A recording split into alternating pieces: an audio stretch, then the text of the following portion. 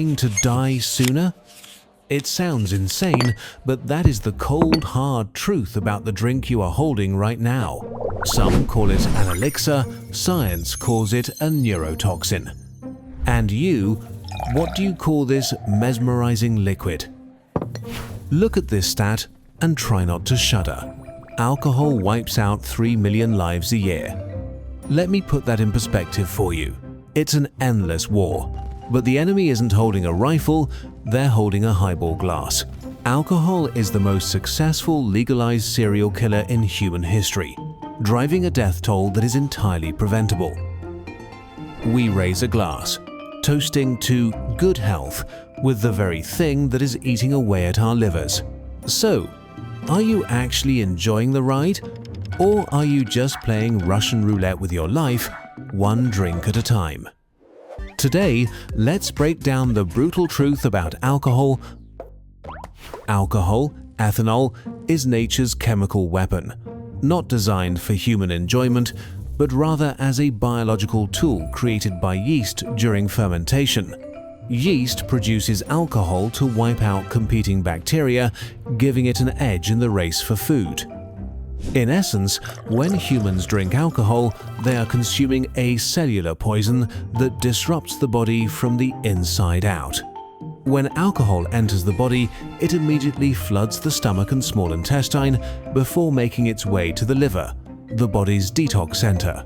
Any alcohol the liver can't process slips past its defenses, entering the bloodstream and rushing to the brain, where chaos begins. Now, why does alcohol make us feel buzzed? Imagine alcohol as an army invading the brain. It launches a sophisticated attack on neurotransmitters, the brain's chemical messengers. Here's the paradox. Destroying brain cells somehow leads to pleasure.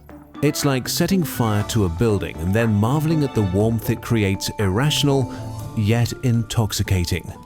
Alcohol, in its assault, causes a temporary numbing of the brain's critical functions.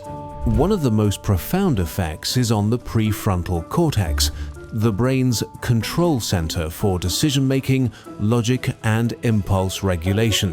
When alcohol hits this area, it's like hitting the off switch on your moral compass. Suddenly, inhibitions vanish. The constant hum of anxiety, overthinking, and self-doubt disappears. You're liberated, free to do and say things you would normally regret. It's like your brain takes a mini vacation, leaving you feeling unburdened, yet dangerously uninhibited. This is where alcohol transforms from a poison to a social lubricant. The chemistry of alcohol isn't just about numbing the mind, it also triggers the release of endorphins, nature's own feel-good chemicals. Endorphins are usually released when we laugh, exercise, or bond with others. It's as if alcohol is a magical elixir that erases the invisible walls of awkwardness between people. Suddenly, the world feels softer. Conversations flow more easily and smiles linger longer. The result? Alcohol creates an illusion that the burdens of social interaction are shared. It tricks you into believing that those invisible barriers of insecurity and self-consciousness no longer exist, fostering a deep sense of connection. What happens to your body when you drink regularly? For billions of people, these drinking cycles become more frequent over time. An occasional drink turns into a weekly habit. When the body processes alcohol, it converts it into acetaldehyde, a substance far more toxic than alcohol itself. This chemical wreaks havoc on cells and DNA, launching a biological attack that starts from the inside out. Let's take a look at what happens to the brain. Alcohol isn't just a party guest. It's a destructive force that shrinks brain cells and severs the connections between them. It's particularly dangerous for people under 25, those whose brains are still developing. Drinking at this age is like slamming a hammer into wet cement that hasn't yet set. The damage is irreversible and done before the mind even has a chance to solidify its foundations. And then there's the silent killer: cancer. Alcohol is linked to 8 different types of cancer, from the mouth all the way down to the intestines and even breast cancer. The risk begins to rise with just a moderate intake, less than 1 glass of wine per day. This isn't a problem for the future. It's a time bomb ticking quietly in the background of every sip. The liver, our body's natural detoxifier, takes a heavy beating when alcohol enters the system. Alcohol messes with fat metabolism, leading to fatty liver disease, hepatitis, and, if left unchecked, cirrhosis. It's the liver's way of waving the white flag and surrendering to the poison.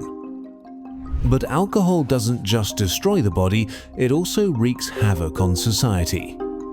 Every year, 500,000 people die from alcohol-related accidents, with 300,000 of those deaths being car accidents. The chilling part? More than half of the victims never even had a drink. They simply fell victim to someone else's reckless decision to drive under the influence. Around 50% of violent crimes and sexual assaults are committed by intoxicated individuals. It's as if alcohol turns into an alter ego, pushing people to do things they would never otherwise consider. The monster that emerges is a far cry from the social butterfly that people assume alcohol creates. And it doesn't stop with the drinker. Each year, 600,000 children are born with fetal alcohol syndrome, a result of mothers drinking during pregnancy. These children are born into a world of struggle, their lives marked by a preventable tragedy. Alcohol, it seems, doesn't just affect the individual. It takes a toll on future generations. The line between social drinking and alcoholism is dangerously blurry.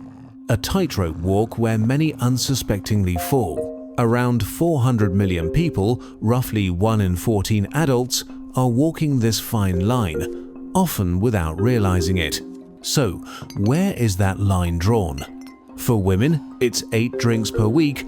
For men, it's 15. Or, if one indulges in 5 drinks in a single sitting, they've crossed over into the territory of potential addiction. It's a subtle shift, almost like turning a blind eye to the cracks in a seemingly solid foundation until the entire thing comes crashing down. But here's the twist.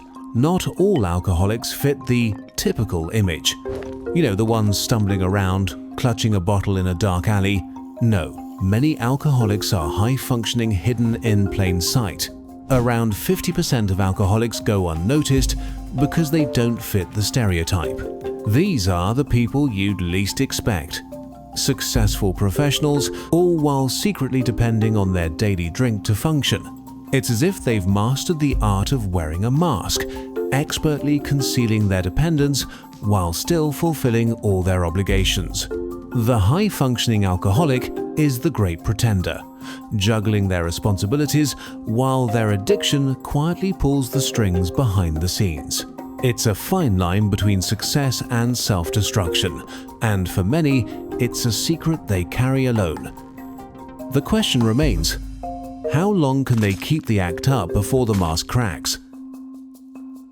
One encouraging thing is that Gen Z is drinking less than their parents did, seeing it as a win for their health. But there's an unspoken truth lurking in the background. Alcohol was once the social glue, the ultimate tool to break the ice and connect with others. By cutting it out without replacing it with a solid alternative, Gen Z finds themselves trapped in a deepening chasm of isolation and anxiety. Gone are the wild parties, the spontaneous dates fueled by a drink or two. Instead, they're staying home, possibly smoking weed, a substance that only makes them retreat further into their shells. Let's take a look at the statistics, those numbers that don't lie. The drop in alcohol consumption is staggering. In the US, the percentage of 8-year-olds who have ever tried alcohol has decreased by 25% over the past few decades. The rate of binge drinking among teens has dropped by 50%. These numbers seem to paint a picture of a generation that's more health-conscious, more responsible, and perhaps more self-aware. But here's the catch. As alcohol consumption decreased, social engagement followed suit. The percentage of young people meeting their friends daily has plummeted by 50%, and participation in parties has dropped by 30%. This drop in socializing has its consequences. Casual sex, spontaneous dating, once a hallmark of youthful exploration, has also decreased. But the worst side effect? A sharp rise in loneliness and mental health issues. Alcohol was never the answer, but it was a temporary fix. Now, as Gen Z navigates the world without it, they find themselves asking, what happens next? Instead of relying on alcohol as a crutch, people are encouraged to embrace passion as their new source of confidence and connection. This shift isn't just about avoiding alcohol, it's about investing in your future. By focusing on work and building towards your dreams, you replace bad habits with purposeful actions. For instance, launching a side business, like an online store, could be the perfect way to channel your energy into something productive. When you pour your focus into a project, productivity increases, and the time spent on unhealthy habits diminishes. The challenge here isn't just quitting alcohol, but redefining how we connect with others. We must search for new ways to engage and enjoy life, without the toxic chemical crutch. Building confidence should come from within, not from a glass. Instead of borrowing courage from alcohol, seek healthier methods to reinforce your inner self-esteem. This requires honesty with ourselves, acknowledging the boost alcohol gives us, and recognizing the price we pay in terms of health and longevity. The question is, can we change before it's too late? If you've made it this far and you're still clear-headed enough to recognize the like button instead of a beer bottle, go ahead and tap it. And make this channel your regular hangout by hitting subscribe. Thanks for watching.